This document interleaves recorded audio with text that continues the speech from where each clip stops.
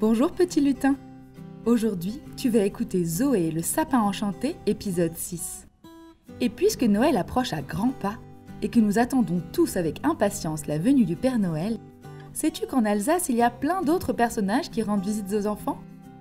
Le 6 décembre par exemple, c'est le Saint Nicolas qui vient avec son âne déposer dans les chaussures des enfants sages des pains d'épices, des brioches Manele, des chocolats et parfois même des petits cadeaux. Mais parfois, il est aussi accompagné du Hans-Trapp, qui lui est à la recherche des enfants désobéissants. Mieux vaut être sage si on ne veut pas le rencontrer. Le 24 décembre, précédé du son d'une clochette, Christkindl, une jeune fille tout de blanc vêtue, apparaît parfois auprès des plus gentils. Douce et bienveillante, des miracles se produisent dans son sillage. Et toi, as-tu été sage et gentil cette année ? Nous sommes sûrs que oui. Bonne écoute !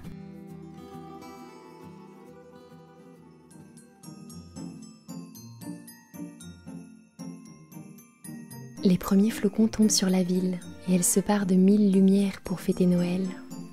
Il y a de la magie dans l'air. Lève la tête vers le ciel. Entre deux étoiles, tu verras peut-être la traîne d'or d'une fée illuminer la nuit.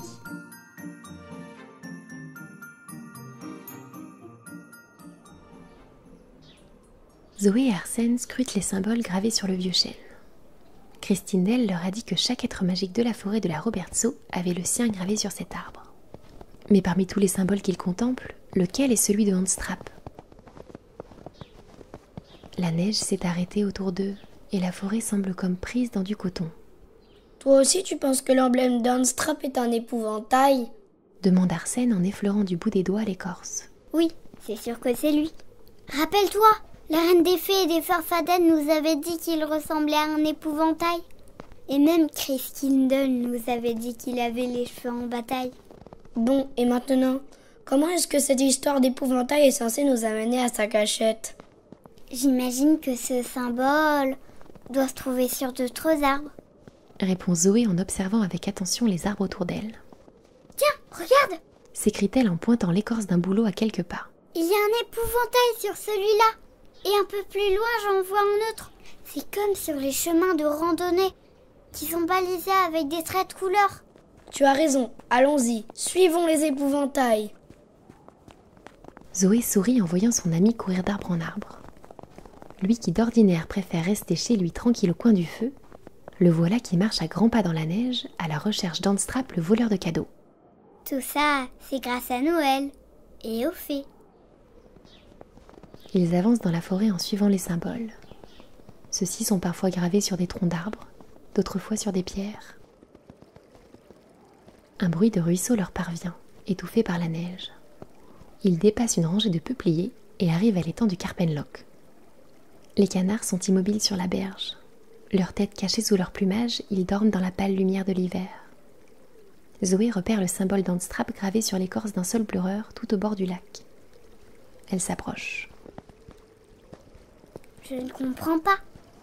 On dirait que la trace d'Hans-Trapp s'arrête ici, juste au bord du lac. Oui, c'est bizarre. Fait Arsène en soulevant les branches souples de l'arbre. Il se penche sur les racines. Qu'est-ce que tu fais ? Je ne sais pas. J'ai comme une intuition. Aide-moi à pousser ce rocher. Demande-t-il en s'agenouillant près d'une énorme pierre posée au pied du saule pleureur. Zoé et Arsène joignent leurs forces et font basculer le rocher. Sous leurs yeux ébahis, le sol s'ouvre et des petits escaliers descendent dans les profondeurs de la terre. Waouh ! C'est un tunnel ! Hans-Trapp habite sous le lac. Allons-y, je suis sûre que nous allons le trouver. Je ne sais pas si j'ai très envie qu'on le trouve. Il me fait un peu peur, Hans-Trapp. Ne t'inquiète pas, nous avons de quoi nous protéger. Lui répond Zoé en sortant de sa poche les boules de Noël et l'étoile qu'elle a décrochée de son sapin. J'espère que ça suffira. Marmonne Arsène en sortant de son manteau une grande guirlande de Noël et en l'enroulant autour de son cou. Les enfants se glissent dans le tunnel. Le noir les enveloppe et Zoé regrette de ne pas avoir pris sa lampe de poche. Ils avancent à tâtons un long moment. Soudain, le tunnel s'élargit et une lumière diffuse éclaire une grande pièce toute ronde. Zoé plisse les yeux. Ça sent des lucioles, chuchote-t-elle en désignant les petits points lumineux accrochés au mur. Je crois que nous sommes arrivés chez Hans-Trapp. Devant eux, il y a une petite table avec une chaise, une assiette, une cuillère et un verre, et un tas de vieux draps dans un coin. Et c'est tout, Il doit se sentir bien seul. observe Arsène tristement. C'est sûr, ça doit être si triste de vivre ici. Fait Zoé en s'affalant sur le tas de draps. À peine a-t-elle posé ses fesses sur les vieux bouts de tissu qu'un juron retentit dans la pièce. Ouch! Zoé se relève précipitamment. Voilà que le tas de tissu se met à remuer et une longue main livide en sort. Zoé regarde Arsène. Il est tout pâle. Elle-même ne se sent pas très rassurée. Qu'est-ce que c'est que ça a fait?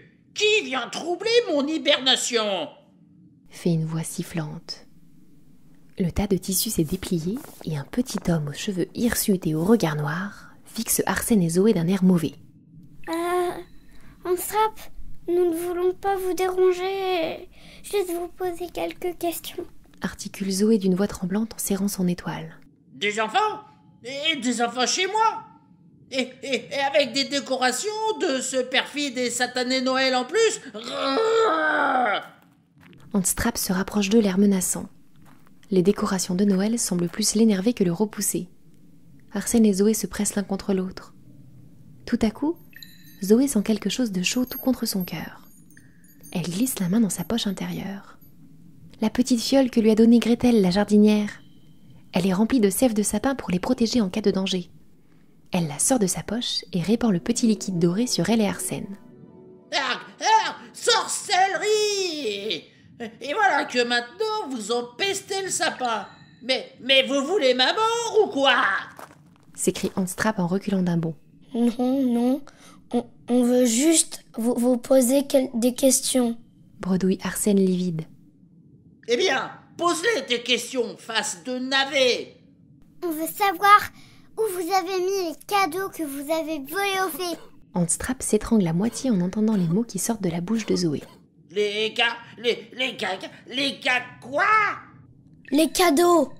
Mais quelle horreur! Et pourquoi pas des papillotes, hein, des couronnes de houx et des chaussettes douillettes pendant qu'on y est, hein?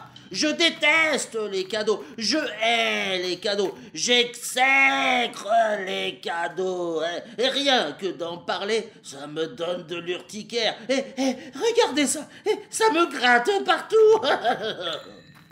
Voilà Anstrap qui se met à sauter en l'air en se grattant frénétiquement. Mais pour rien au monde, je n'effleurerai le plus petit bout de papier doré. Ne me parlez pas de ces rubans scintillants qui s'entortillent, ces paillettes, et surtout cet abruti de Père Noël dessiné dessus. Anstrap se ratatine sur le sol comme une vieille pomme de terre. Zoé et Arsène se regardent, interloqués. Mais pourtant, nous avons trouvé ce bout de tissu noir avec vos initiales dessus dans l'atelier des fées. On était sûrs que c'était vous. Dit Zoé en sortant de sa poche le morceau d'étoffe brodé des lettres H et T. Parce que vous pensez que j'ai que ça à faire, hein, de broder des petites lettres sur mes vêtements, que le soir je rentre chez moi tranquille et je me fais un petit atelier couture, tranquille pépère au coin du feu. Vous me feriez presque rire si vous n'empestiez pas autant le sapin magique. Et je les cacherai où, ces fichus cadeaux, hein? Mais vous voyez bien, il n'y a rien du tout ici. Ben, on ne savait pas trop. On est désolé si on vous a accusé à tort. Bah, ce n'est pas vraiment de votre faute. Hein. Quelqu'un a essayé de me faire porter le chapeau en laissant traîner ce morceau de tissu dans l'atelier des fées. Et ce n'est pas la première fois. Comment ça? Eh bien, j'imagine que je suis le coupable idéal. Je vis tout seul dans cette grotte. Je ne vois jamais personne et je déteste Noël. On m'accuse de tout et de n'importe quoi, tout le temps. Soupire Anstrap en s'affalant sur sa petite chaise. Mais pourquoi détestes-tu Noël? Je ne sais même plus vraiment. Ça fait des siècles que c'est comme ça. De voir tous ces gens heureux et qui se réunissent autour de leur sapin, qui chantent des chansons, et qui se font des cadeaux, et qui se racontent des histoires. Et moi, je suis là, tout seul. Personne ne fait attention à moi. C'est comme si je n'existais pas. Arsène croit deviner les sanglots dans la voix du petit homme. Il pose sa main sur son épaule pour le consoler. Handstrap frémit. Ses grands yeux charbon sont remplis de larmes. Tout le monde existe, surtout à Noël. Nous, on serait très heureux que tu viennes passer Noël avec nous. Oh oui! C'est vrai? Vous m'invitez à passer le soir de Noël chez vous? Oui, ça se passe chez Arsène. Il n'y a pas grand monde, juste son papa et mes deux mamans. Mais on mange des très bonnes choses et on est content d'être ensemble. Merci. Super! Bon, mais tout ça ne nous dit pas comment on va récupérer les cadeaux volés aux fées. Si ce n'est pas toi qui les as volés, c'est forcément quelqu'un d'autre. Et je n'ai pas la moindre idée de qui ça peut bien être. Je ne devrais peut-être pas vous dire ça, parce que c'est ma sœur, mais vous devriez peut-être aller interroger Christkindl. Mais on l'a déjà rencontrée. Ça ne peut pas être elle. Elle adore Noël, les fées, le sapin, et surtout, elle aime rendre les enfants heureux. Oui, sans doute, il n'empêche que tous les soirs, je l'aperçois qui quitte la forêt avec un grand sac sur le dos. Ah bon? Mais depuis quand?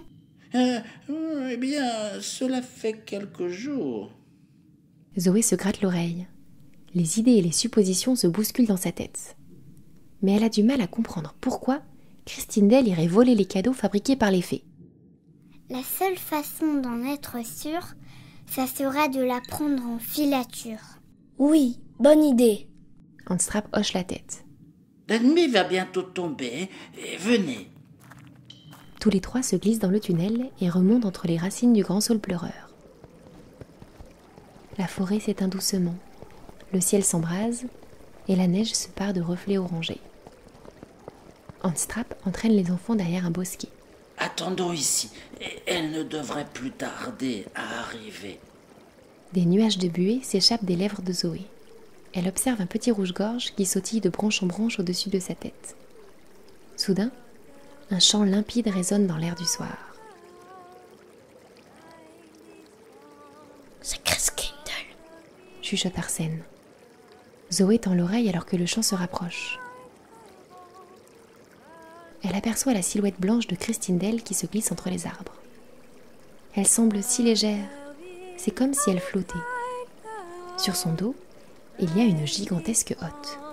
Elle ne voit pas Zoé, Arsène et Handstrap qui sont cachés dans le fourré. Le chant se fait plus fort. Zoé ne comprend pas vraiment les paroles de la chanson, mais elle a l'impression qu'une phrase revient souvent.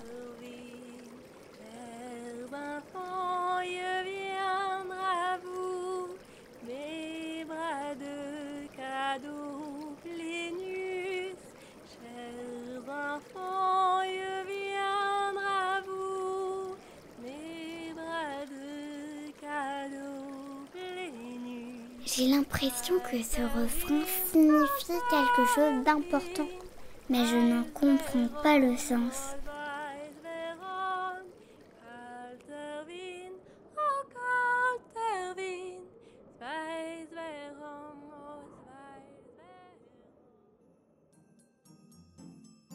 Avec l'aide d'Handstrap, Zoé et Arsène ont pris Christindel en filature pour voir si c'est bien elle qui a volé les cadeaux des fées. Mais peut-être que si tu arrives à comprendre les paroles de sa chanson, tu auras la réponse. Écoute bien le refrain. As-tu une idée de ce que cela peut bien vouloir dire? Si c'est le cas, écris vite ta réponse en commentaire ou envoie-nous un message. On compte sur toi.